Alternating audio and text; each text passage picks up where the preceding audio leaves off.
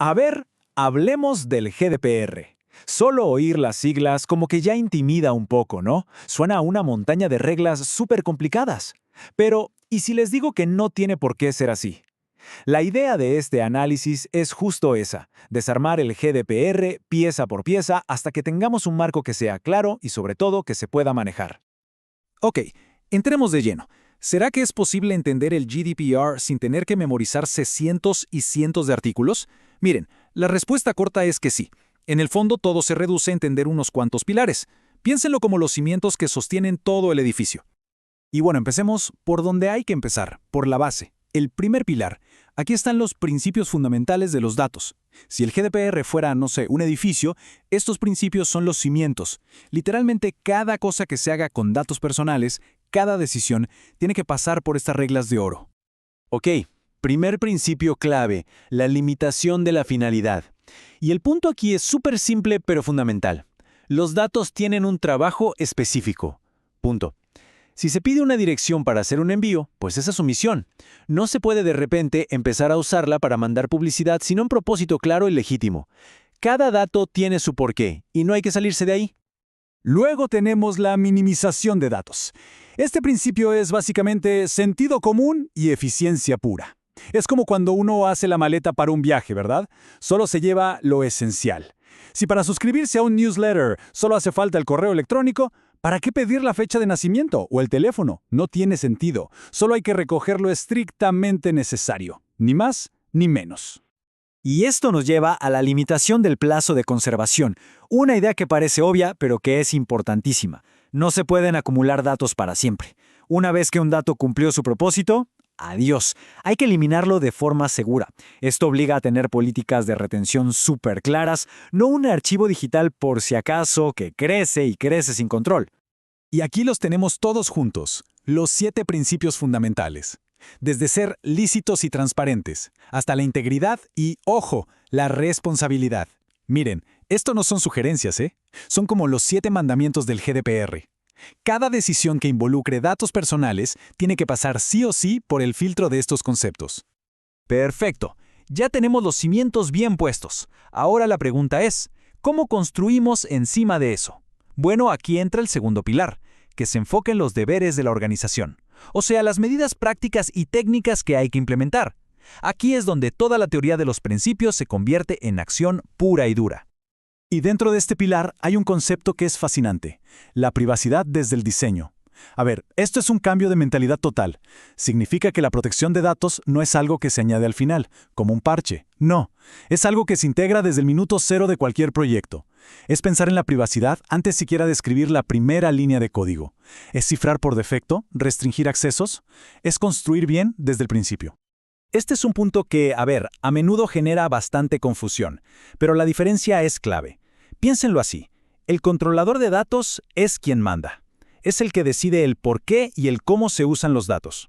Imaginen una tienda online. El encargado del tratamiento, en cambio, es el que ejecuta las órdenes, como el proveedor de la nube donde se guardan los datos. Solo sigue instrucciones. Al final del día, la responsabilidad principal, esa recae siempre en el controlador. Y ojo, porque para proyectos que se consideran de alto riesgo, como por ejemplo monitorear a gran escala o manejar datos de salud, no se puede simplemente arrancar y ya está. El GDPR exige hacer una pausa y realizar una evaluación de impacto. Es básicamente una red de seguridad para identificar y minimizar los riesgos antes de que algo malo pueda pasar. Muy bien, ya vimos los principios y los deberes de las empresas, pero ahora vamos a darle la vuelta a la tortilla, porque el GDPR no es solo sobre obligaciones. El tercer pilar se centra en el individuo. Y de hecho, este es el verdadero corazón del reglamento, los derechos que nos da a cada persona sobre nuestra propia información. Y para entender el poder de estos derechos, basta con esta frase. Así de simple, así de directa. Olviden mis datos. Esto no es una sugerencia, es una orden que las organizaciones deben estar preparadas para cumplir. Y esa frase tan potente tiene un nombre oficial, es el derecho de supresión, también conocido como el famoso derecho al olvido. Le da a cualquier individuo el poder de pedir que su huella digital sea borrada, siempre y cuando se cumplan ciertas condiciones. Claro, es un control tremendo. Pero esperen, que hay más. El derecho al olvido no está solo. Miren esta lista. El derecho de acceso, para saber exactamente qué datos tienen sobre uno. El de rectificación, para corregir errores. O el de oposición, que es súper útil para frenar el marketing directo. Todo esto representa un cambio fundamental en el equilibrio de poder. El control vuelve al individuo. Ok, hemos hablado de principios, de deberes, de derechos. Todo suena muy bien en teoría. Pero, ¿qué pasa cuando las cosas salen mal? Cuando hay una fuga de datos. Bueno, el cuarto pilar aborda justo esa cruda realidad, las brechas de seguridad, y establece un protocolo súper estricto sobre cómo actuar en medio de una crisis. 72. Solo un número. Pero en el contexto de una brecha de datos, este número es crítico. Es un reloj, un cronómetro que empieza a correr en el momento en que se descubra el problema.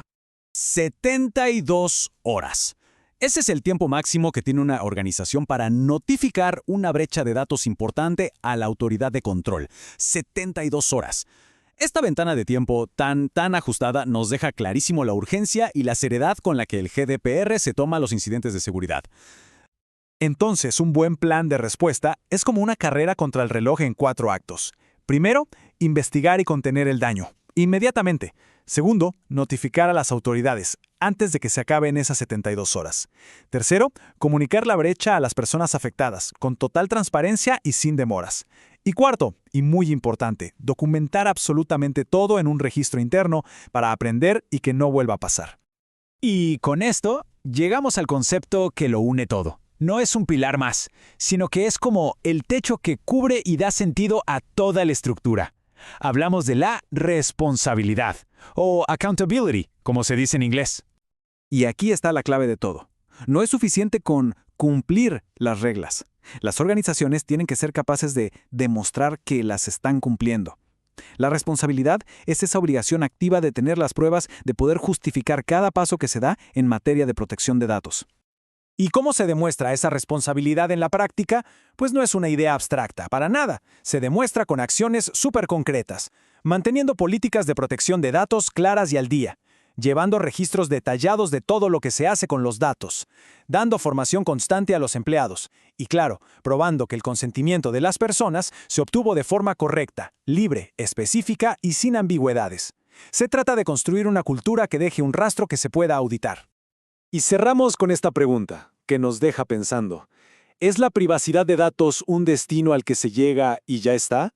¿O es más bien un compromiso constante? El cumplimiento del GDPR no es un proyecto que se termina y se archiva. Es una práctica continua, un camino que evoluciona con la tecnología y con los nuevos riesgos. La verdadera privacidad de datos, al final, no es una meta que se alcanza, sino un compromiso que se renueva, día a día.